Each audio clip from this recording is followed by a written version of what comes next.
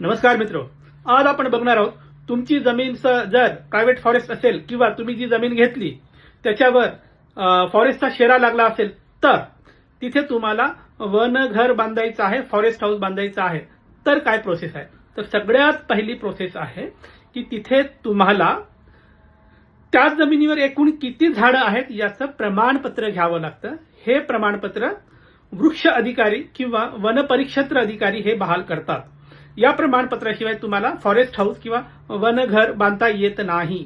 मग हे प्रमाणपत्र कसं घ्यायचं, तर जो तुमचा वन अधिकारी आहे त्याच्याकडे तुम्ही अर्ज द्यायचा, अमुक जागेवर माझं हे अमुक जागा माझी आहे, याच्यावर मला बांधकाम करायचं आहे, तर माझ्या जागेत किती झाडं आहेत याचा पंचनामा करून प्रमाणपत्र द्या असं अर्ज द्यायचं। त्याच्यानंतर तो जो वृक्ष अधिकारी आहे तो येऊन तिथे सर्वे करणार, पंचनामा करणार आणि लिहिणार किती झाडं आहेत आणि तुम्हाला प्रमाणपत्र देणार की या अमुक अमुक जागेत या माणसाची जागा असून एवढी झाडं आहेत हे लिहिणार। पण खाली अजून एक लाईन लिहिणार की या झाडांचं संरक्षण आणि संगोपन करणं आता तुमचीच जबाबदारी, हे तुमच्या अंगावर येणारी गोष्ट आहे या प्रमाणपत्रात, हे पण लिहून देणार। हे प्रमाणपत्र जोडलात की मग तुम्हाला वनघर बांधायला परवानगी मिळते आणि तुम्ही तिथे जे काही नियमात बसणार आहे त्याप्रमाणे वनघर बांधू शकता। कुठे? ज्या सातबाऱ्यावर फॉरेस्टचा शेरा पडलाय अशा ठिकाणच्या जमिनीवर।